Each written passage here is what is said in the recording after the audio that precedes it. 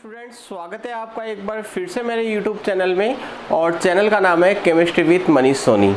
आज हम शुरू करने जा रहे हैं रासायनिक बल गतिकी का लेक्चर नंबर 2। पिछले लेक्चर में मैंने आपको बताया था कि रासायनिक अभिक्रिया का वेग क्या होता है और किसी रासायनिक अभिक्रिया के लिए जो मध्यम गति से संपन्न होती है उसके लिए किस प्रकार से रासायनिक अभिक्रिया का वेग लिखा जाता है। तो मैंने आपको बताया था कि किसी रासायनिक अभिक्रिया में प्रति इकाई समय में अभिकारक या उत्पाद की सांद्रता में जो परिवर्तन आता है उसे हम क्या कहते हैं, रासायनिक अभिक्रिया का वेग। और फिर मैंने आपको बताया था कि रासायनिक अभिक्रिया का वेग किस प्रकार से लिखते हैं। अभिक्रिया का वेग बराबर होता है अभिकारक या उत्पाद की सांद्रता में परिवर्तन डिवाइडेड बाय समय में परिवर्तन। अभिकारक की सांद्रता में परिवर्तन हमेशा ऋणात्मक आता है और उत्पाद की सांद्रता में परिवर्तन हमेशा धनात्मक आता है। इसका मतलब अभिक्रिया का वेग लिखते समय अभिकारक की सांद्रता में परिवर्तन के साथ नेगेटिव साइन यानी ऋणात्मक चिन्ह का उपयोग किया जाता है और उत्पाद की सांद्रता में परिवर्तन के साथ हमेशा प्लस चिन्ह का उपयोग किया जाता है। तो किस प्रकार से मैंने आपको बताया था, एक बार मैं वापस रिवाइज करवा देता हूँ। मैंने आपको कहा था कि किसी अभिक्रिया का वेग बराबर होता है सांद्रता में परिवर्तन डिवाइडेड बाय समय में परिवर्तन। फिर मैंने 2-3 एग्जाम्पल्स भी लिए थे, किस प्रकार से लिखना बताया था मैंने। देखिएगा, मैंने आपको बताया था, जैसे मान लीजिएगा एक अभिक्रिया दे रखी है, A + B से बन रहा है C + D। इस अभिक्रिया का जो वेग होगा वो होगा minus delta A divided by delta T is equal to minus delta B divided by delta T। ये देखिएगा, एक ही सांद्रता में परिवर्तन, ये जो स्क्वायर ब्रैकेट होता है ये किसको बताता है बताओ, सांद्रता को। ये किसको बताता है, सांद्रता को। और डेल्टा किसको बताता है, परिवर्तन को। माइनस किसको बताता है, कमी को। और प्लस किसको बताता है, वृद्धि को। तो एक ही सांद्रता, ए स्क्वायर ब्रैकेट में लिखा हुआ, इसका मतलब है एक ही सांद्रता में परिवर्तन। डेल्टा का मतलब क्या है, परिवर्तन। और परिवर्तन कैसा होगा बताओ, ऋणात्मक। अभिकारक के लिए सांद्रता में परिवर्तन ऋणात्मक होता है डिवाइडेड बाई समय में परिवर्तन। तो इस अभिक्रिया का वेग होगा minus delta A divided by delta T is equal to minus delta B divided by delta T। B की सांद्रता में परिवर्तन कैसा, ऋणात्मक। समय में परिवर्तन क्या होगा, delta T is equal to, बताओ, C की सांद्रता में परिवर्तन कैसा आएगा, धनात्मक। क्यों, क्योंकि C उत्पाद है और उत्पाद की सांद्रता समय के साथ क्या होती है, बढ़ती है। तो हम लिखेंगे plus delta C divided by delta T is equal to plus delta D divided by delta T। तो ये अभिक्रिया का क्या हो गया, वेग हो गया। तो इस अभिक्रिया का वेग लिखने का तरीका ये होगा। अब मान लीजिएगा इस अभिक्रिया में गुणांक आपको दे रखे हो, जैसे मैं यहाँ पे 2 लगा दूँ और यहाँ पे मैं 3 लगा दूँ। तो अब क्या होगा बच्चों, अब होगा ये जो गुणांक होते हैं उनको हम कहाँ ले लेते हैं, बट्टे में। तो बताओ A का गुणांक क्या है, 2। तो यहाँ पे हम लिखेंगे -1/2 delta A divided by delta T। बताओ B के साथ गुणांक क्या है, 1 है। यहाँ पे 1 लगा हुआ है तो 1/1 करोगे तो उसका कोई मतलब भी नहीं है। बताओ C के साथ कोई गुणांक नहीं है तो यहाँ पे हम डायरेक्टली लिख देंगे plus delta CY delta T। और D के साथ गुणांक क्या है, 3 है। तो बताओ यहाँ पे हम क्या करेंगे, plus 1/3 delta D divided by delta T। एक सामान्य अभिक्रिया हम लें और उसके लिए अभिक्रिया का वेग लिखें। जैसे एक सामान्य अभिक्रिया लेता हूँ मैं, N1A plus N2B is equal to M1C plus M2D। इस अभिक्रिया का वेग यदि हम लिखें तो वेग बराबर क्या होगा, बताओ। A का गुणांक क्या है, N1, और गुणांक को किस में लेते हैं, बट्टे में। A क्या है, अभिकारक, तो माइनस चिन्ह का उपयोग होगा, -1/N1 delta A divided by delta T is equal to -1/N2 delta B divided by delta T is equal to plus 1/m1 delta C divided by delta T is equal to plus 1/m2 delta D divided by delta T. तो इस प्रकार से हम एक सामान्य अभिक्रिया के लिए अभिक्रिया का क्या लिख सकते हैं, वेग लिख सकते हैं।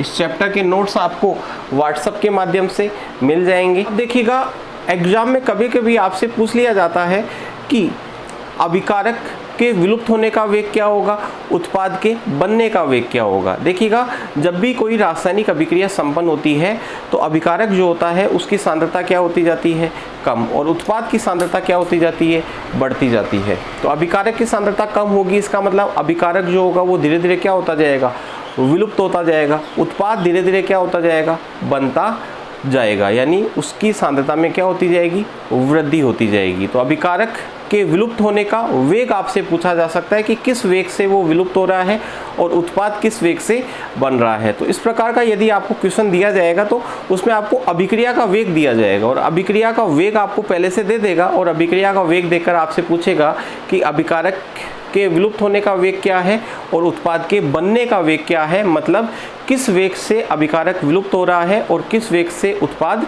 बन रहा है। तो हम एक सामान्य अभिक्रिया लेते हैं, N1A plus N2B is equal to M1C plus M2D। ठीक है, ये एक अभिक्रिया है। इस अभिक्रिया में मुझे A के विलुप्त होने का वेग, B के विलुप्त होने का वेग, बताओ A विलुप्त होगा कि नहीं होगा, A विलुप्त होगा, B भी क्या होगा, विलुप्त। क्यों? क्योंकि A और B क्या है, अभिकारक, और अभिकारक क्या होते हैं, विलुप्त होते हैं। C क्या होगा, बनेगा। तो इसके बनने का वेग आपसे पूछा जाएगा और D के बनने का वेग आपसे पूछा जाएगा और अभिक्रिया का वेग आपको दिया हुआ क्वेश्चन में रहेगा।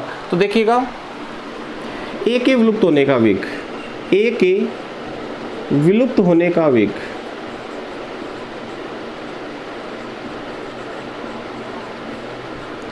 इज इक्वल टू होगा minus delta A divided by delta T. यानी हम पर्टिकुलर किसी अभिकारक का विलुप्त होने का वेग या उत्पाद के बनने का वेग जब भी लिखते हैं तो उसमें गुणांकों का उपयोग नहीं करते, जो गुणांक है उनको बट्टे में नहीं लेते। तो याद रखना, ए के विलुप्त होने का वेग आपको लिखना है minus delta A divided by delta T. B के विलुप्त होने का वेग क्या होगा बताओ, minus delta B divided by delta T. C के बनने का वेग, सी के बनने का वेग इज इक्वल टू होगा plus delta C divided by delta T. और डी के बनने का वेग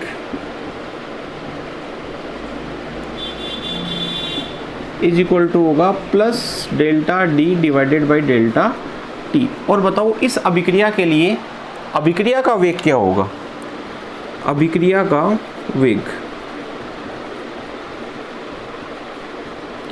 अभिक्रिया का वेग क्या होगा। देखिएगा, अभिक्रिया का वेग होगा -1/n1 delta A divided by delta T is equal to -1/n2। गुणांक क्या है बताओ, n2 है, तो delta B divided by delta T is equal to plus 1/m1 delta C divided by delta T is equal to plus 1/m2 delta D divided by delta T.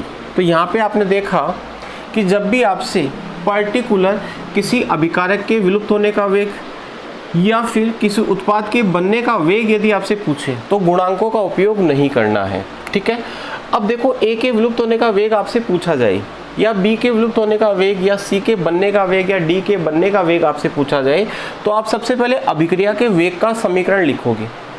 अभिक्रिया का वेग का जो सूत्र है उसे लिखोगे। अभिक्रिया का वेग क्या होगा, -1/n1 delta A divided by delta T is equal to -1/n2 delta B divided by delta T plus 1/m1 delta C divided by delta T is equal to plus 1/m2 delta D divided by delta T. अब देखो आपसे क्या पूछा गया, आपसे पूछा गया मान लीजिएगा कि ए के विलुप्त होने का वेग ज्ञात करो। तो ए के विलुप्त होने का वेग बताओ किसके बराबर है, minus delta A by delta T के। तो यहाँ से आपको minus delta A divided by delta T का मान फाइंड आउट करना है, जबकि अभिक्रिया का वेग आपको क्वेश्चन में गिवन होगा। अभिक्रिया का वेग आपसे क्वेश्चन में गिवन होगा, और मान लो अभिक्रिया का वेग गिवन नहीं है तो आपको डेटा देगा, उस डेटा से आप अभिक्रिया का वेग पहले क्या कर लोगे, फाइंड आउट कर लोगे।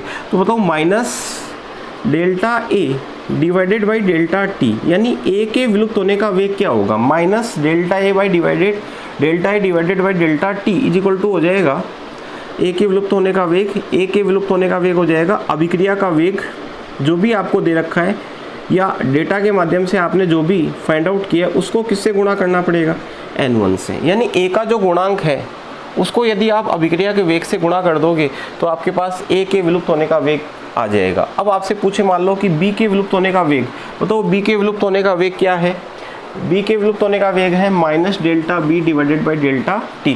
तो इसका मतलब आपको ये वाली वैल्यू फाइंड आउट करनी है। तो बताओ इस वैल्यू को फाइंड आउट करने के लिए इस n2 को किससे मल्टीप्लाई करोगे, अभिक्रिया के वेग से। तो minus delta B divided by delta T is equal to हो जाएगा अभिक्रिया का वेग इंटू बाई n2। अब आपसे पूछा जाए कि C के बनने का वेग क्या होगा, तो C के बनने का वेग होगा plus delta C divided by delta T. तो plus delta C divided by delta T का मान आपको फाइंड आउट करना है। तो बताओ plus delta C divided by delta T is equal to क्या हो जाएगा, m1 गुणा अभिक्रिया का वेग, m1 गुणा अभिक्रिया का वेग। और इसी प्रकार plus delta D divided by delta T, इसका मतलब क्या है, D के बनने का वेग क्या होगा, तो D का गुणांक क्या है, m2 है। यानी इस m2 को हम किससे गुणा कर देंगे, बताओ अभिक्रिया के वेग से। तो m2 गुणा क्या हो जाएगा, अभिक्रिया का वेग। तो इस प्रकार से आप किसी भी अभिकारक के विलुप्त होने का वेग ज्ञात कर सकते हो या उत्पाद के बनने का वेग भी आप ज्ञात कर सकते हो। याद रखिएगा जब भी हम अभिक्रिया का वेग लिखते हैं तो गुणांकों को बट्टे में ले लेते हैं। गुणांकों को कहाँ ले लेते हैं, बट्टे में। वापस से बोल रहा हूँ, जब भी हम अभिक्रिया का वेग लिखते हैं तो गुणांकों को कहाँ ले लेते हैं, बट्टे में। लेकिन जब पर्टिकुलर किसी अभिकारक या उत्पाद का क्रम से विलुप्त या बनने का वेग आपसे पूछा जाए तो गुणांकों को बट्टे में नहीं लेना है, गुणांकों को बट्टे में नहीं लेना है। और आपको किस प्रकार से क्वेश्चन को सॉल्व करना है, आपको क्वेश्चन को सॉल्व इस प्रकार से करना है कि पहले आपको अभिक्रिया का वेग लिख लेना है और फिर उसमें आपको ये देखना है कि अभिकारक के विलुप्त होने का वेग क्या होगा और उत्पाद के बनने का वेग क्या होगा। विलुप्त होने का वेग और बनने का वेग निकालने के लिए आपको क्या करना है, जो गुणांक आपने बट्टे में लिया है उसको किससे गुणा कर देना है, अभिक्रिया के वेग से। तो देखो क्वेश्चन जब न्यूमेरिकल्स हम सॉल्व करेंगे तो आपको और ज़्यादा इसके बारे में समझ में आ जाएगा। न्यूमेरिकल सॉल्व करें उससे पहले हमें अभिक्रिया के वेग की इकाई मालूम होनी चाहिए। तो हम पहले अभिक्रिया के वेग की इकाई या अभिक्रिया के वेग का मात्रक क्या होगा उसे समझ लेते हैं। तो देखिएगा अभिक्रिया का वेग, मैंने आपको क्या बताया, अभिक्रिया का वेग मैंने आपको बताया कि सांद्रता में परिवर्तन डिवाइडेड बाई समय में परिवर्तन। बताओ सांद्रता में जो परिवर्तन होता है वो अभिकारक के लिए कैसा आता है, ऋणात्मक आता है, और उत्पाद के लिए सांद्रता में परिवर्तन कैसा आता है, धनात्मक आता है। इसलिए अभिकारक के आगे हम क्या लगा देते हैं, माइनस। माइनस इस बात को बताता है कि अभिकारक की जो सांद्रता है वो समय के साथ क्या हो रही है, घट रही है, और प्लस इस बात को बताता है कि उत्पाद की सांद्रता समय के साथ क्या हो रही है, बढ़ रही है। देखिएगा सांद्रता में जो परिवर्तन है वो ऋणात्मक भी हो सकता है और धनात्मक भी हो सकता है। ऋणात्मक किसके लिए, अभिकारक के लिए, और धनात्मक किसके लिए, उत्पाद के लिए। लेकिन जो अभिक्रिया का वेग है ना वो हमेशा क्या होगा, धनात्मक। अभिक्रिया का वेग कभी भी ऋणात्मक नहीं हो सकता। देखिएगा मान लीजिएगा कोई गाड़ी है, गाड़ी के द्वारा तय की गई जो दूरी होती है, जिसे हम फिजिक्स की भाषा में कहें विस्थापन मान लीजिएगा आप, विस्थापन जो है वो धनात्मक भी हो सकता है और वो क्या हो सकता है, ऋणात्मक भी। जैसे मान लिया गाड़ी यहाँ खड़ी और आगे गई तो विस्थापन कैसा हुआ, धनात्मक। गाड़ी वाले ने क्या किया, गाड़ी को बैक किया तो बताओ विस्थापन क्या हुआ, नेगेटिव हुआ। तो बताओ चाहे वो आगे जाए चाहे वो पीछे जाए, क्या उस गाड़ी का वेग कभी ऋणात्मक हो सकता है क्या, नहीं। उस गाड़ी के द्वारा तय किया गया जो विस्थापन है वो धनात्मक भी हो सकता है, वो ऋणात्मक भी हो सकता है, लेकिन गाड़ी का वेग हमेशा क्या रहेगा, धनात्मक। वेग कभी भी नेगेटिव में नहीं होता। कभी आपने सुना है -10 किलोमीटर प्रति घंटा की दर से या वेग से ये गाड़ी चल रही है, नहीं, हमेशा प्लस में होता है। तो अभिक्रिया का जो वेग है वो हमेशा प्लस में होता है। सांद्रता में परिवर्तन ऋणात्मक या धनात्मक हो सकता है। तो ये सारी बातें आपको नोट्स में मिल जाएंगी।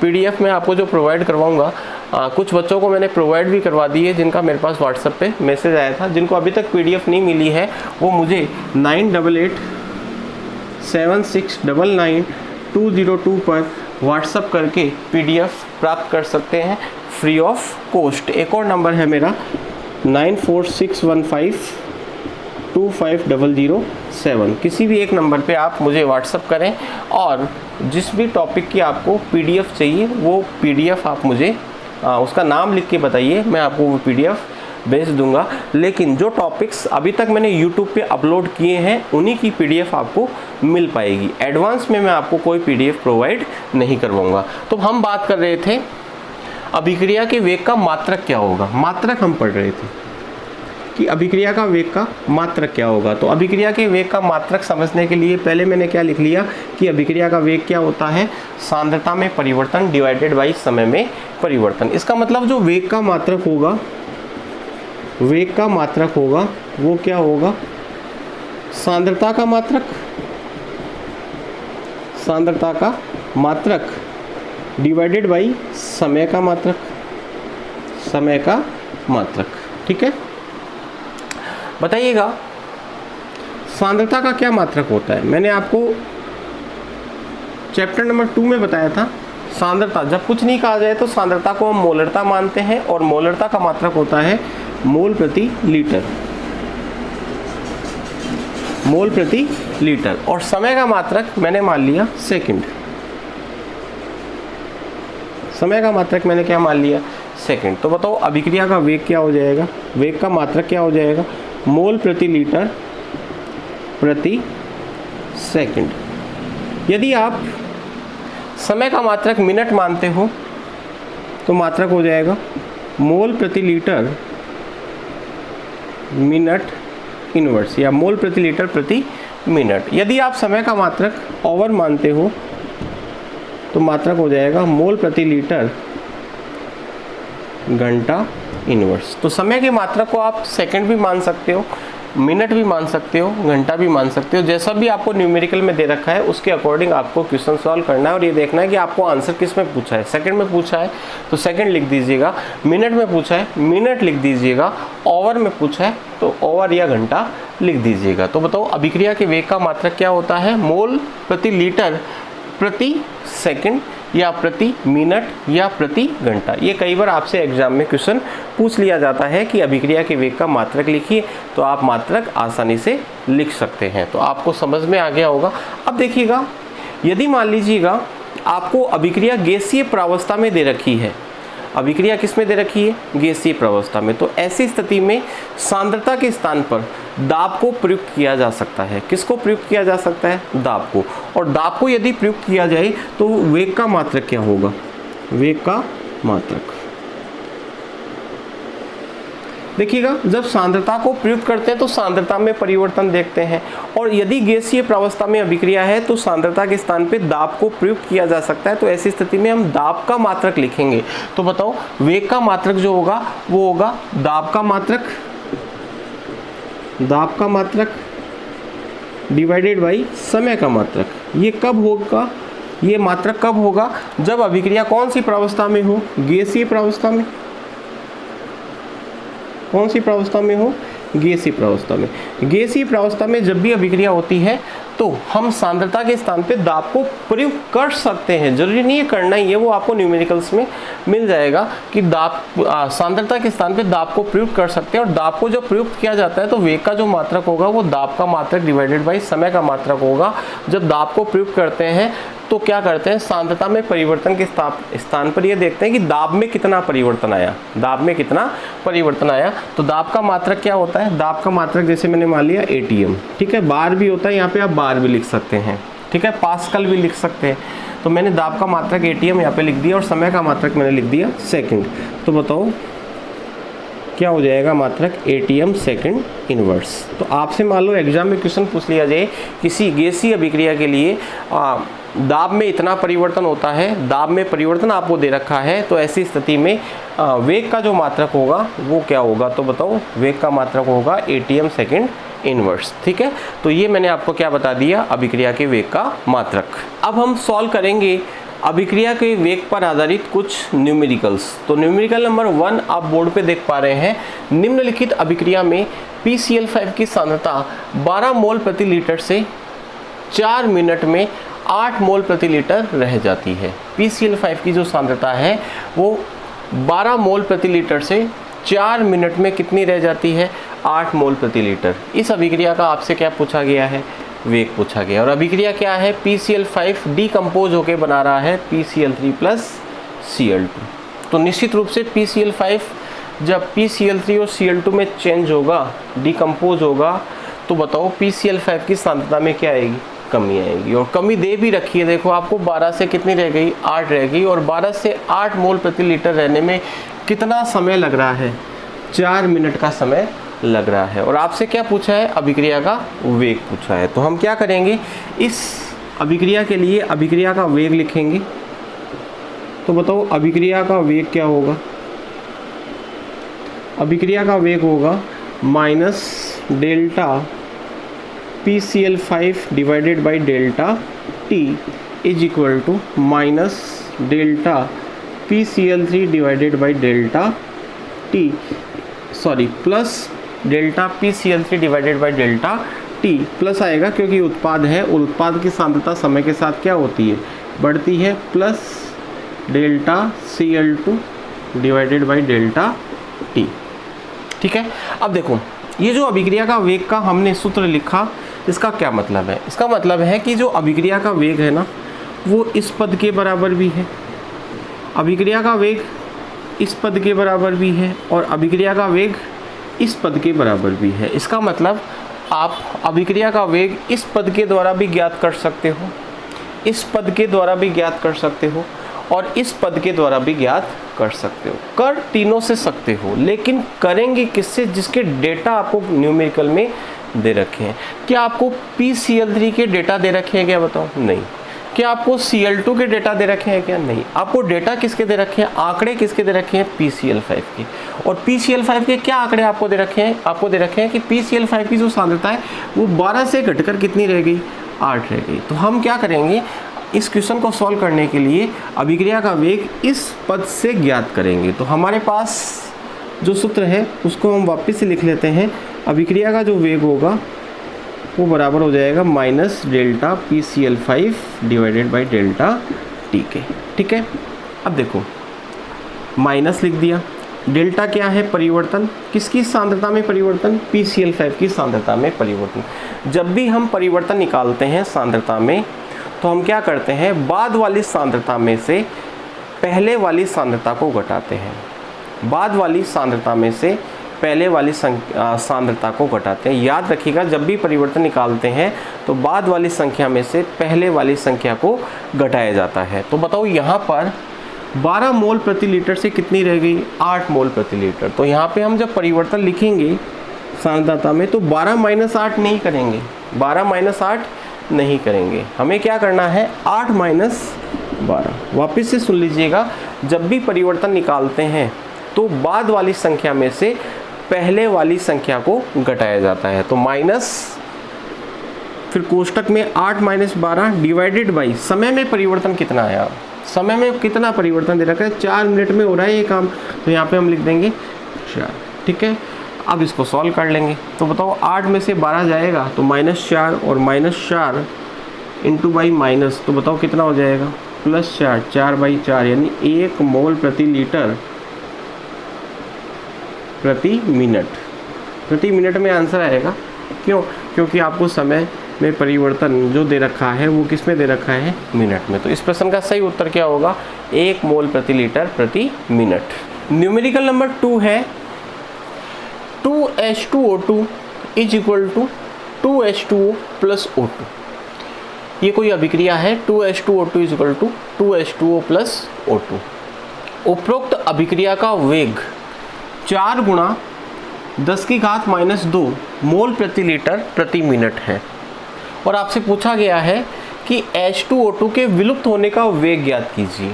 H2O2 किस वेग से गायब होगा, यानी इसके विलुप्त होने का वेग क्या होगा। H2O बनेगा, इसके बनने का वेग आपसे पूछा गया है, H2O के बनने का वेग, और O2 भी बनेगी तो O2 के बनने का वेग आपसे पूछा गया है, और अभिक्रिया का वेग आपको इस न्यूमेरिकल में दे रखा है। तो क्वेश्चन को कैसे सॉल्व करेंगे देखिएगा, आपसे ये तीनों बातें पूछी गई है और अभिक्रिया का वेग आपको दे रखा है। तो सबसे पहले हम क्या करेंगे, अभिक्रिया के वेग का सूत्र लिख लेंगे इस अभिक्रिया के लिए। तो बताओ अभिक्रिया का वेग क्या होगा, अभिक्रिया का वेग होगा माइनस गुणांक क्या है बताओ 2, तो बट्टे में ले लेंगे -1/2 delta H2O2 divided by delta T। बताओ H2O के लिए चिन्ह प्लस का आएगा क्योंकि उत्पाद है, plus delta H2O divided by delta T। गुणांक दे रखा है बताओ 2, तो यहाँ पे हम लिख देंगे +1/2। ठीक है, 1/2 आएगा क्योंकि गुणांक को किस में लेते हैं, बट्टे में। इसका कोई गुणांक है नहीं इसलिए लिख देंगे plus delta O2 divided by delta T। ठीक है, अब आपसे पूछा गया H2O2 के विलुप्त होने का वेग ज्ञात करो। तो बताओ H2O2 के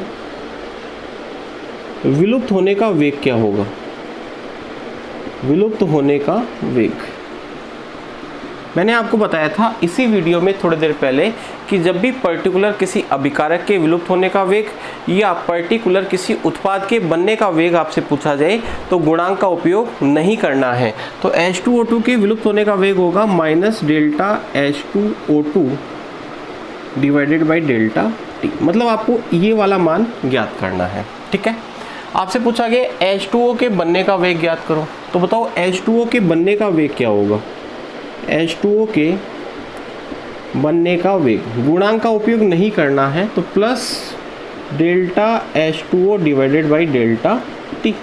और O2 के बनने का वेग आपसे पूछा गया है, तो बताओ O2 के बनने का वेग क्या होगा, plus delta O2 divided by delta T। ठीक है, अब आपको H2O2 के विलुप्त होने का वेग जो है वो ज्ञात करना है। इसका मतलब आपको minus delta H2O2 divided by delta T का मान फाइंड आउट करना है। तो बताओ इसका जो मान होगा वो किसके बराबर होगा, इसका मान हम यहाँ से ज्ञात करेंगे। ये देखो ये वाला पद हमें ज्ञात करना है, तो इस 2 को हटाना पड़ेगा। 2 को हटाने के लिए 2 को हम क्या करेंगे, अभिक्रिया के वेग से गुणा कर देंगे। तो वेग गुणा 2, अभिक्रिया का वेग गुणा 2। H2O के बनने का वेग यानी delta H2O divided by delta T आपसे पूछा है, यानी आपसे ये वाला पद पूछा है। तो बताओ इस 2 को किससे गुणा कर देंगे, वेग से। तो बताओ वेग गुणा 2। ठीक है, और O2 के बनने का वेग, O2 के बनने का वेग यही होगा, इसका कोई गुणांक है नहीं, इसका मतलब O2 के बनने का वेग जो होगा वो अभिक्रिया के वेग के क्या होगा, बराबर होगा। ठीक है, अब देखो सॉल्व कर लेते हैं। बताओ वेग का मान आपको कितना दे रखा है, अभिक्रिया का वेग आपको कितना दे रखा है, अभिक्रिया का वेग आपको दे रखा है 4 गुणा 10 की घात -2। तो 4 गुणा 10 की घात -2 गुणा 2, 2 से गुणा हो जाएगा। तो बताओ कितना हो जाएगा, 8 गुणा 10 की घात -2 मोल प्रति लीटर, और समय का जो मात्रक मिनट ही दे रखा है तो मोल प्रति लीटर प्रति मिनट। इसी प्रकार से H2O के बनने का वेग भी वेग गुणा 2 के बराबर होगा, और वेग गुणा 2 कितना आएगा, ये लिख देंगे वापस, 4 गुणा 10 की घात -2 गुणा 2 बराबर 8 गुणा 10 की घात -2 मोल प्रति लीटर प्रति मिनट। और O2 के बनने का जो वेग होगा वो अभिक्रिया के वेग के बराबर ही होगा, क्योंकि इसके पास कोई गुणांक है नहीं। तो बताओ आंसर क्या हो जाएगा, 4 गुणा 10 की घात -2 मोल प्रति लीटर प्रति मिनट। देखो बच्चों बात ऐसी है कि जब तक आप न्यूमेरिकल्स अपने हाथ से सॉल्व नहीं करोगे तब तक आप नहीं सीख पाओगे। आप तो कोई भी न्यूमेरिकल आपके सामने आता है तो आप उसको पहले सॉल्व करने का प्रयास कीजिए। एक बार कीजिए, 2 बार कीजिए, 5 बार कीजिए, जब तक नहीं होता है तब तक कीजिए। अब मान लीजिएगा आपको लग रहा है कि बिल्कुल भी सॉल्व नहीं हो रहा है तो किसी गाइड की आपको हेल्प लेनी है। तो आप जब तक अपने हाथ से न्यूमेरिकल सॉल्व नहीं करेंगे, टीचर आपको कितना भी सिखा दे, आप न्यूमेरिकल में कभी भी महारत हासिल नहीं कर पाओगे। तो practice makes a man perfect, जितनी ज़्यादा प्रैक्टिस करोगे उतना ज़्यादा आप सीख पाओगे। न्यूमेरिकल नंबर 3 है 2H2O2 is equal to 2H2O plus O2। कोई अभिक्रिया है, इस अभिक्रिया में H2O की सांद्रता 5 मिनट में 10 मोल प्रति लीटर बढ़ जाती है। 5 मिनट में 10 मोल प्रति लीटर बढ़ जाती है। बिल्कुल बढ़ेगी, क्यों? क्योंकि उत्पाद है H2O और H2O की सांद्रता में वृद्धि होगी। उत्पाद की सांद्रता में हमेशा क्या होती है? वृद्धि होती है। और आपसे क्या पूछा गया है? अभिक्रिया का वेग पूछा गया है। अभिक्रिया का वेग ज्ञात करो। तो बहुत आसान सा क्वेश्चन है। बताइएगा इस अभिक्रिया के लिए अभिक्रिया का वेग का सूत्र क्या होगा? अभिक्रिया का वेग होगा -1/2 delta H2O2 divided by delta T is equal to plus 1/2 delta H2O divided by delta T is equal to plus delta O2 divided by delta T। इसका मतलब अभिक्रिया का जो वेग है वो इस पद के बराबर भी है, अभिक्रिया का वेग इस पद के बराबर भी है और अभिक्रिया का वेग इस पद के बराबर भी है। हम तीनों पदों का उपयोग करके अभिक्रिया का वेग निकाल सकते हैं, लेकिन निकालेंगे किससे? जिसके डेटा आपको न्यूमेरिकल में दे रखे हैं। तो बताओ डेटा आपको किसके दे रखे हैं? H2O के। और H2O की सांद्रता में 5 मिनट में कितनी वृद्धि होती है? 10 मोल प्रति लीटर। इसके अलावा सांद्रता में परिवर्तन आपको डायरेक्टली दे दिया, सांद्रता में परिवर्तन आपको डायरेक्टली दे दिया। कितने मोल प्रति लीटर की सांद्रता बढ़ रही है? परिवर्तन कितने का आ रहा है? परिवर्तन आ रहा है 10 मोल प्रति लीटर का। और किसकी सांद्रता में आ रहा है? H2O की। तो हम इस न्यूमेरिकल सॉल्व करने के लिए अभिक्रिया का जो वेग है वो plus 1/2 delta H2O divided by delta T के माध्यम से ज्ञात करेंगे। तो बताओ वेग बराबर हम लिख लेंगे, हमारे ये काम का पद काम का नहीं है क्योंकि इसके डेटा नहीं दे रखे, इसके डेटा नहीं दे रखे, तो ये वाला पद काम में लेंगे। वेग बराबर plus 1/2 delta H2O divided by delta T, ठीक है, प्लस 1/2, ठीक है। बताओ समय में कितना परिवर्तन है? 5 मिनट का, तो ये नीचे तो 5 लिख देंगे। और H2O की सांद्रता में परिवर्तन आपको दे दिया, डायरेक्टली दे दिया, तो यहाँ पर आपको अंतर निकालने की जरूरत नहीं है, अंतर निकाल के ही आपको दिया गया है। तो बताओ यहाँ पे क्या लिख देंगे? 10। तो इसको सॉल्व करेंगे 10/10 यानी 1 मोल प्रति लीटर, 1 मोल प्रति लीटर प्रति मिनट, प्रति मिनट में आएगा आंसर। क्यों? क्योंकि आपको समय किस में दे रखा है? मिनट में दे रखा है। तो ये था न्यूमेरिकल नंबर 3। न्यूमेरिकल्स के बाद हम बात करने जा रहे हैं अभिक्रिया के वेग के प्रकारों की। देखिएगा अभिक्रिया का जो वेग होता है वो 2 प्रकार का होता है। अभिक्रिया का वेग जो होता है वो कितने प्रकार का होता है? 2 प्रकार का। एक होता है औसत वेग, एक होता है औसत वेग। औसत वेग को RAVG के द्वारा शो करते हैं। औसत वेग को R का मतलब रेट है, और रेट क्या होता है? दर, और वेग को दर भी कहते हैं, मैंने आपको वीडियो नंबर 1 में बताया था। तो औसत वेग को शो किया जाता है RAVG। AVG का मतलब है average, average rate of reaction. और एक होता है ताक्षणिक वेग, ताक्षणिक वेग, और ताक्षणिक वेग को INS के द्वारा शो करते हैं। INS का मतलब है इंस्टेंटेनियस, और इंस्टेंटेनियस का मतलब होता है ताक्षणिक। तो एक होता है ताक्षणिक वेग और एक होता है औसत वेग। सबसे पहले हम औसत वेग की बात कर रहे हैं। औसत वेग, देखिएगा सिंपल सी परिभाषा मैं आपको बता रहा हूँ। हालांकि ये दोनों जो वेग हैं हमारे बोर्ड के एग्जाम में इतने काम में नहीं आते हैं, फिर भी आपको बुक में दे रखे हैं तो आपको पढ़ लेने चाहिए। क्या पता बोर्ड के एग्जाम में कभी इनसे रिलेटेड कोई क्वेश्चन पूछ लिया जाए, बाकी संभावना कम रहती है। तो देखिएगा औसत वेग क्या होता है? समय के बड़े अंतराल में, समय के बड़े अंतराल में ज्ञात किया गया अभिक्रिया का वेग। समय के बड़े अंतराल में, समय के बड़े अंतराल में ज्ञात किया गया अभिक्रिया का वेग औसत वेग कहलाता है। क्या कहलाता है? औसत वेग, ठीक है। और औसत वेग को शो करने के लिए हम डेल्टा चिन्ह का उपयोग करते हैं। किसका चिन्ह का उपयोग करते हैं? कौन से चिन्ह का उपयोग करते हैं? डेल्टा चिन्ह का उपयोग करते हैं। ये बात आपको ध्यान रखनी है। यानी परिवर्तन जो हम बताते हैं वो डेल्टा के माध्यम से बताते हैं।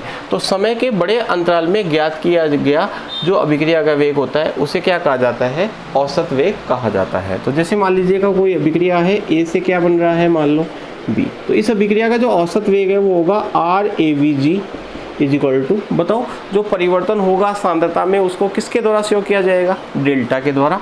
तो minus delta A divided by delta T is equal to plus delta B divided by delta T। तो समय के बड़े अंतराल में यदि आप अभिक्रिया का वेग ज्ञात करते हो तो उसे क्या कहा जाता है? औसत वेग कहा जाता है। ठीक उसी प्रकार से जैसे मान लीजिएगा कोई गाड़ी है, वो गाड़ी मान लीजिएगा सीकर से जयपुर जाती है, ये जयपुर है मान लो, ठीक है। सीकर से कहाँ जाती है? जयपुर जाती है। और सीकर से जयपुर की जो दूरी है वो है मान लीजिएगा 120 किलोमीटर। और इस गाड़ी को जाने में 2 घंटे का क्या लगा? समय लगा। तो बताओ इस गाड़ी का जो वेग है वो कितना होगा? 60 किलोमीटर प्रति घंटा। ठीक है। वेग निकालने के लिए हम क्या करेंगे? जो गाड़ी के द्वारा तय की गई दूरी है उसमें समय का क्या दे देंगे? भाग। तो 120/2 बराबर कितना आ जाएगा? 60 किलोमीटर प्रति आवर। तो क्या वास्तव में गाड़ी 60 की स्पीड से ही चली क्या ड्राइवर ने शुरू से लेके अंत तक सीकर से जयपुर तक क्या गाड़ी को 60 की स्पीड से ही उसने चलाई क्या? नहीं, उसने कभी 90 भी चलाई होगी, कहीं ब्रेकर भी आया होगा तो गाड़ी की स्पीड 0 भी हो गई होगी, कहीं वो चाय पाने के लिए भी रुका होगा। तो ये जो वेग है वो, इस गाड़ी का जो वेग है वो समय के बड़े अंतराल में निकाला गया है। और ये जो वेग आया ना 60 किलोमीटर प्रति घंटा, ये इसका औसत वेग है। कैसा वेग है? औसत वेग।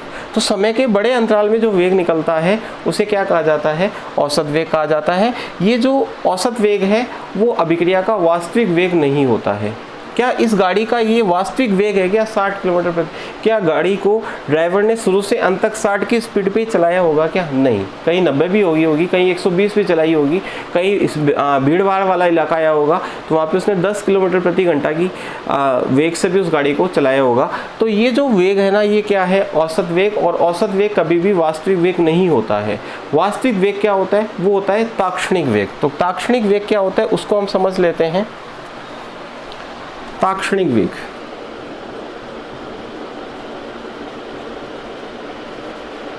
ताक्षणिक वेग को RINS के द्वारा शो करते हैं, इंस्टेंटेनियस। ठीक है। ताक्षणिक वेग क्या होता है? समय के किसी क्षण पर, समय के किसी क्षण पर, समय के किसी क्षण पर या समय के अत्यंत सूक्ष्म अंतराल में ज्ञात किया गया अभिक्रिया का वेग। और ये वाला जो वेग होता है ना वो अभिक्रिया का वास्तविक वेग होता है। ठीक है। तो समय के किसी क्षण पर, उस क्षण पर उस अभिक्रिया का वास्तविक वेग होता है। समय के किसी क्षण पर या समय के अत्यंत सूक्ष्म अंतराल में जो वेग ज्ञात किया जाता है उसे क्या कहते हैं? ताक्षणिक वेग कहते हैं। तो वापस से वही एग्जांपल मैं ले रहा हूँ कि गाड़ी सीकर से जयपुर गई, सीकर से जयपुर की जो दूरी है वो 120 किलोमीटर मैंने मान ली। कितनी? 120 किलोमीटर। और गाड़ी को कितना घंटा लगा? 2 घंटे लगे। तो बताओ गाड़ी का औसत वेग कितना आया? 60 किलोमीटर प्रति घंटा। लेकिन यदि मैं गाड़ी का ताक्षणिक वेग निकालना चाहूँ तो ताक्षणिक वेग का मतलब ये है कि मान लीजिएगा गाड़ी में आप बैठे हो या मैं बैठा हूँ, या जो ड्राइवर है उस ड्राइवर ने या जो भी उसमें बैठा है उसने क्या किया? उसने समय के किसी क्षण पर गाड़ी की स्पीड को नोट किया। वो बैठा था वहाँ पर और मान लीजिएगा 2:10 पे फिक्स 2:10 के किसी सेकंड पर देखा तो गाड़ी की जो स्पीड थी वो स्पीडोमीटर का जो नीडल होता है वो 90 पे था। इसका मतलब उस क्षण पे उस गाड़ी की स्पीड कितनी थी? 90 किलोमीटर प्रति घंटा। तो वो उसका क्या है? ताक्षणिक वेग है। और वो मान लीजिएगा कुछ समय के लिए, समय के छोटे अंतराल के लिए वो 90 की स्पीड पे चली, तो वो भी उसका क्या है, ताक्षणिक वेग। तो समय के किसी क्षण या समय के छोटे अंतराल पे यदि अभिक्रिया का वेग ज्ञात किया जाता है या गाड़ी का वेग ज्ञात किया जाए तो उसे हम क्या कहते हैं, ताक्षणिक वेग कहते हैं। तो ताक्षणिक वेग को हम RINS के द्वारा शो करते हैं। तो देखिएगा, मान लीजिएगा एक अभिक्रिया है, A से बन रहा है B, तो इस अभिक्रिया के लिए RINS निकालना है। तो देखिएगा, RINS निकालने के लिए हम क्या करते हैं, एक लिमिट लगाते हैं। किसके ऊपर लगाते हैं, एवरेज वेग के ऊपर, एवरेज रेट जो होती है उसके ऊपर एक लिमिट लगाते हैं। लिमिट का मतलब हमने एक सीमा लगा दी, एक कंडीशन लगा दी। क्या कंडीशन क्या है कि अगर आप एवरेज रेट पर, औसत वेग पर यदि आप एक लिमिट लगा दो, लिमिट क्या है कि डेल्टा टी का जो मान है वो शून्य की ओर क्या कर दो, अग्रसर। समय का जो बड़ा अंतराल है उसको क्या कर दो, शून्य की ओर कर दो, उस अंतराल को छोटा कर दो। तो जब उस अंतराल को आप छोटा करोगे तो जो औसत वेग है वो ताक्षणिक वेग के क्या हो जाएगा, बराबर हो जाएगा। तो R एवरेज पे यदि लिमिट लगा दी जाए कि डेल्टा टी किधर अग्रसर है, 0 की ओर, तो R एवरेज किसके बराबर हो जाता है, RINS के। तो बताओ हम इसको क्या लिख सकते हैं, ब्रैकेट में हम क्या लिख सकते हैं, बताओ। R एवरेज की जो वैल्यू होगी वो क्या होगी, minus delta A divided by delta T is equal to plus delta B divided by delta T।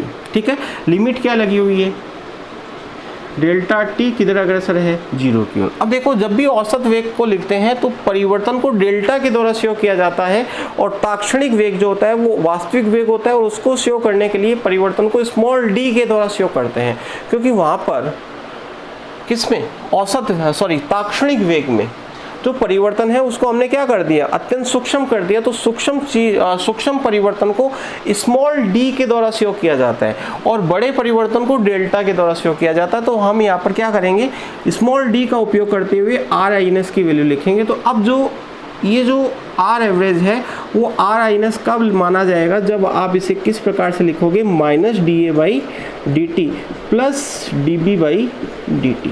तो याद रखिएगा बच्चों, जब डेल्टा लिखते हैं तो इसका मतलब है औसत वेग, और स्मॉल d का उपयोग कर रहे हैं तो बताओ वो क्या है, ताक्षणिक वेग। तो वापस से सुन लीजिएगा, औसत वेग क्या होता है, समय के बड़े अंतराल में ज्ञात किया गया वेग औसत वेग कहलाता है। डेल्टा चिन्ह का उपयोग करते हुए इसको शो किया जाता है।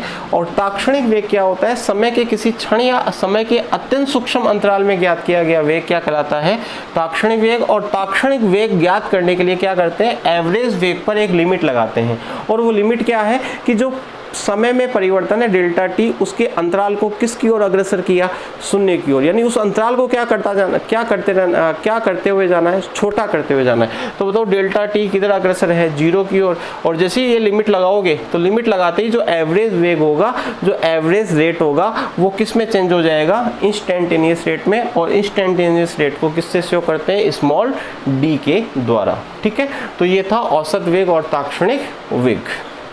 अब हम बात करेंगे कि किसी रासायनिक अभिक्रिया का ताक्षणिक वेग किस प्रकार से ज्ञात किया जाता है। देखिएगा, किसी रासायनिक अभिक्रिया का ताक्षणिक वेग प्रायोगिक तौर पर ज्ञात किया जाता है।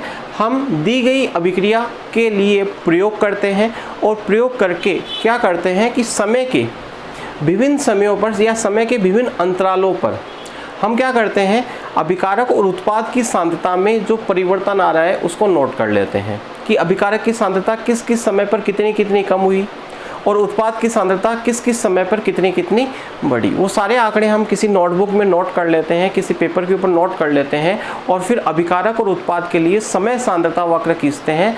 समय सांद्रता वक्र का मतलब सांद्रता और समय के मध्य क्या खींचते हैं, वक्र खींचते हैं। तो ताक्षणिक वेग किस प्रकार से ज्ञात किया जाता है, किसी भी रासायनिक अभिक्रिया का ताक्षणिक वेग समय सांद्रता वक्र के द्वारा ज्ञात किया जाता है, समय सांद्रता वक्र के द्वारा। तो देखिएगा, मान लीजिएगा हमारे पास कोई अभिक्रिया है कि A से B बन रहा है, A से क्या बन रहा है, B। ठीक है, तो A क्या है बताओ, अभिकारक, और B क्या है, उत्पाद है। ठीक है, अभिकारक की सांद्रता समय के साथ क्या होती जाएगी, कम होती जाएगी। उत्पाद की सांद्रता समय के साथ क्या होती जाएगी, बढ़ती जाएगी। तो समय के विभिन्न अंतरालों पर ठीक है।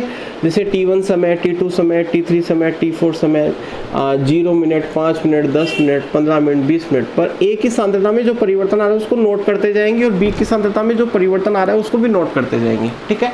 नोट करके हम एक वक्र बनाएंगे उन रीडिंग्स के माध्यम से जो आपने आंकड़े नोट किए। तो पहले मैं अभिकारक के लिए वक्र बना देता हूँ कि किस प्रकार का प्राप्त होगा और किस प्रकार से हम ताक्षणिक वेग ज्ञात करेंगे। तो अभिकारक के लिए, अभिकारक कौन है बताओ, यहाँ पर ए है। तो वक्र किस प्रकार प्राप्त होगा वो देखिएगा। बताओ ए की सांद्रता समय के साथ क्या होगी, कम होगी। तो यहाँ पे मैंने ले लिया जो वाई एक्सिस है, इस पर मैंने ले लिया ए की सांद्रता,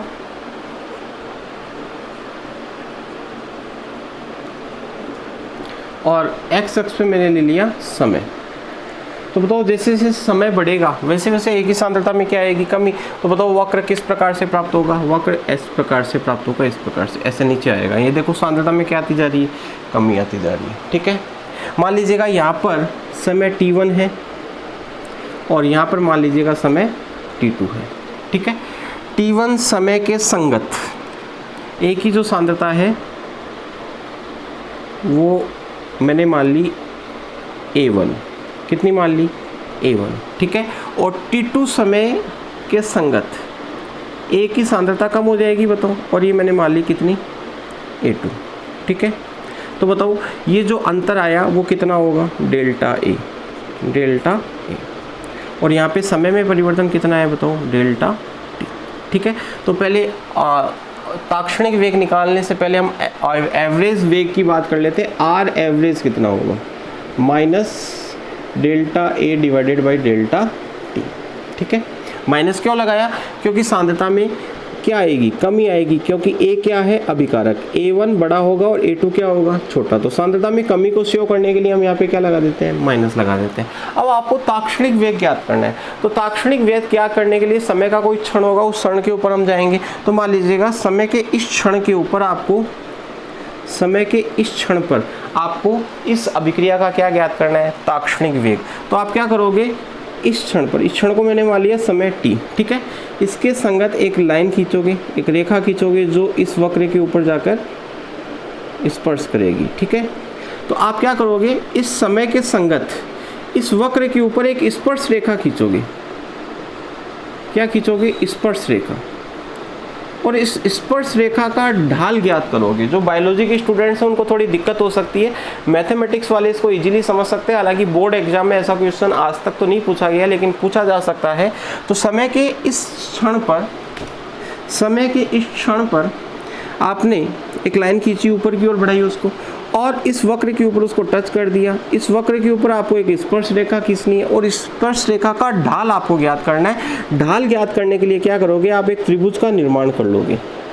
किसका निर्माण कर लोगे, त्रिभुज का, ठीक है। और इस कोण को मान लोगे थीटा, ठीक है। इस कोण को क्या मान लोगे, थीटा। अब इसकी ढाल निकालनी है, और ढाल निकालने के लिए मैथमेटिक्स वाले स्टूडेंट्स वो अच्छे से जानते हैं, ढाल बराबर होता है tan थीटा, और tan थीटा बराबर होता है लंब बटा आधार, लंब बटा आधार।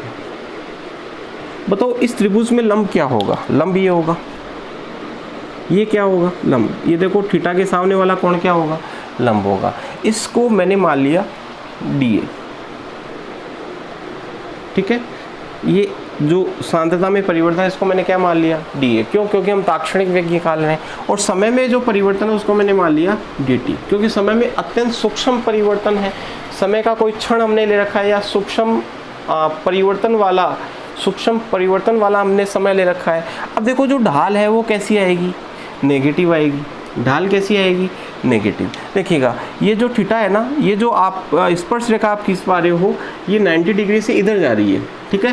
जैसे मान लीजिएगा ये एक अक्षीय मान ली, और ये 90 डिग्री का एंगल मैंने बना दिया। 90 डिग्री से अगर स्पर्श रेखा इधर जाती है तो ढाल नेगेटिव आती है, और इधर जाती है तो ढाल क्या आती है, पॉजिटिव आती है। तो ये स्पर्श रेखा देखो इस 90 डिग्री के एंगल के इधर है, तो बताओ यहाँ पर ढाल कैसी आएगी, नेगेटिव आएगी। तो बताओ इस अभिक्रिया का जो ताक्षणिक वेग होगा वो इसकी ढाल के बराबर होगा। तो RINS बराबर होगा tan theta is equal to लंब बटा आधार बराबर माइनस DA बाई DT। ये लंब हो गया, और इसको समय में सूक्ष्म परिवर्तन को मैंने क्या मान लिया, DT मान लिया। इसी प्रकार से हम उत्पाद के लिए भी ज्ञात कर सकते हैं, उत्पाद के द्वारा भी इसको ज्ञात कर सकते हैं। किस प्रकार करेंगे देखिएगा। ये सारे नोट्स आपको पीडीएफ के माध्यम से अवेलेबल हो जाएंगे, उसमें एज इट इज़ लिखा हुआ है, आप नोट्स बनाइएगा और उसको पढ़िएगा। उत्पाद के लिए बताओ, उत्पाद कौन है? बी। और बताओ बी की सांद्रता में क्या होगी? वृद्धि होगी। बी की सांद्रता में क्या होगी? वृद्धि। तो इधर मैंने ले लिया बी की सांद्रता, बी की सांद्रता, इधर मैंने ले लिया समय। ठीक है, बताओ बी की सांद्रता, बी क्या है? उत्पाद, तो सांद्रता में क्या होगी? वृद्धि होगी। मान लीजिएगा यहाँ पे समय t1 है, ठीक है, इसके संगत मैंने सांद्रता मान ली b1, कितनी मान ली? b1, और यहाँ पे समय क्या है? t2, और इसके संगत मैंने सांद्रता मान ली b2। ठीक है, तो t1 समय पर सांद्रता b1 थी और t2 समय पर कितनी हो गई? b2, यानी सांद्रता बढ़ गई।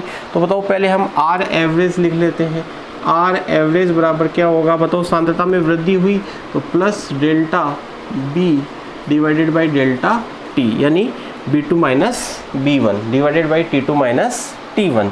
अब मान लीजिएगा समय के इस क्षण पर आपको इस अभिक्रिया के लिए क्या ज्ञात करना है? ताक्षणिक वेग। तो आप क्या करोगे? समय के इस क्षण के संगत इस वक्र के ऊपर एक बिंदु प्राप्त कर लोगे, इस प्रकार से रेखा खींच करके, और इस बिंदु पर एक क्या खींचोगे? स्पर्श रेखा खींचोगे। आपने क्या खींच ली? स्पर्श रेखा। तो समय सांद्रता वक्र के किसी बिंदु पर स्पर्श रेखा खींच करके हम क्या ज्ञात करते हैं? ताक्षणिक वेग ज्ञात करते हैं। फिर हम एक त्रिभुज बना लेंगे, इस एंगल को थीटा मान लेंगे, तो बताओ ये लंब हो जाएगा और ये क्या हो जाएगा? आधार हो जाएगा। 90 डिग्री के इधर आ रही है रेखा, इसका मतलब ढाल कैसी आने वाली है? धनात्मक। तो बताओ RINS इज इक्वल टू क्या होगा? tan थीटा, और tan थीटा बराबर लंब बटा आधार, ये लंब है और इसको मैंने मान लिया dB। बताओ ढाल कैसी आने वाली है? पॉजिटिव, क्योंकि 90 डिग्री से इधर आ रही है ये रेखा, डिवाइडेड बाई बताओ समय में कितना परिवर्तन? dt। तो ये इस अभिक्रिया का क्या हो जाएगा? ताक्षणिक वेग। तो ये प्रायोगिक तौर पर ये काम किया जाता है। एग्जाम में ऐसा न्यूमेरिकल बहुत कम चांसेस है कि आपसे पूछा जाए। तो ये अभिक्रिया के वेग के बारे में मैंने आपको पढ़ा दिया। इस पे मैंने आपको 2-3 न्यूमेरिकल्स भी सॉल्व करवाए। अब आप बुक लीजिएगा और उसमें जितने भी न्यूमेरिकल्स इस पर बेस्ड दे रखे हैं आप उनको सॉल्व करने का प्रयास कीजिएगा। यदि आपको कोई दिक्कत महसूस होती है तो आप कमेंट बॉक्स में मुझे वो क्वेश्चन बताइएगा, मैं उसको सॉल्व करके आपको अगले वीडियो में बता दूंगा। तो प्रैक्टिस जितनी ज़्यादा करोगे बच्चों उतना ज़्यादा सीख पाओगे। इस चैप्टर से न्यूमेरिकल्स भी बोर्ड एग्जाम में पूछे जाते हैं, और ये मैं कहता हूँ जितने भी 17 चैप्टर है ना आपकी बुक में, उनमें सबसे आसान चैप्टर कौन सा है? Chemical kinetics. तो ये अभिक्रिया का वेग मेरी तरफ से यहाँ पर क्या हो गया? पूरा। मिलते हैं अगले वीडियो में अगले टॉपिक के साथ। तब तक के लिए धन्यवाद। और हाँ, यदि आपको वीडियो अच्छा लगा हो तो लाइक ज़रूर कीजिएगा, और ये भी बताइएगा कमेंट करके कि कितना आपको समझ में आ रहा है। तो मिलते हैं अगले वीडियो में, तब तक के लिए धन्यवाद।